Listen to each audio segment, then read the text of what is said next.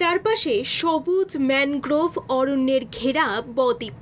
যদি ভেবে থাকেন সুন্দরবনের কথা বলছি তো একদম ঠিক ভাবছেন।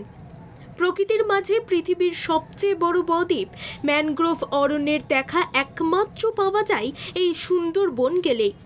পদ্মা, মেঘনা ও ব্রহ্মপুত্র এই তিন নদীর অববাহিকায় অবস্থিত এই বদ্বীপে অরণ্য, রয়্যাল বেঙ্গল টাইগার, কুমির, নানা অজানা পাখি দেখার সুযোগ পাওয়া যায়। সুন্দরবনে বন্য জীবজন্তুর সঙ্গে দেখা করার একমাত্র উপায় লঞ্চে করে জলের উপর সাফারি করা। জলের মধ্যে লঞ্চে ভ্রমণ করতে করতে দুপাশে দেখে নিতে পারবেন পাড়ে বিচরণ করছে সোনালি রঙের হরিণের দল। কোথাও আবার দেখবেন মাছরাঙা ছো মেরে মাছ ধরে নিয়ে যাচ্ছে। প্রকৃতির ঘন জঙ্গলের মধ্যে থেকে এই দৃশ্য দেখা আপনাকে এনে দেবে এক অন্য অভিজ্ঞতা।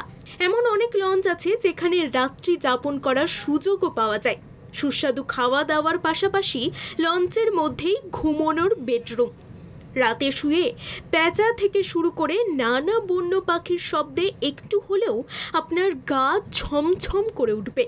আবার পশ্চিমবঙ্গ পর্যটন দপ্তরের পক্ষ থেকে এক নতুন অ্যাডভেঞ্চারেরও ব্যবস্থা করা হয়েছে পর্যটকদের জন্য।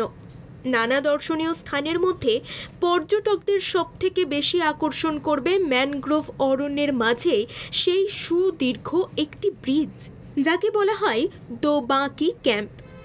প্রায় 8 কিলোমিটার দীর্ঘ এই পথ 12 ফুট উঁচু নেটের জাল দিয়ে ঘেরা। এই ব্রিজ মাটি থেকে প্রায় 20 ফুট উঁচুতে অবস্থিত। চারপাশে সুন্দরী গড়ান গেওয়া গাছগুলি দেখবেন অর্ধেক ডুবে আছে নদীর জলে।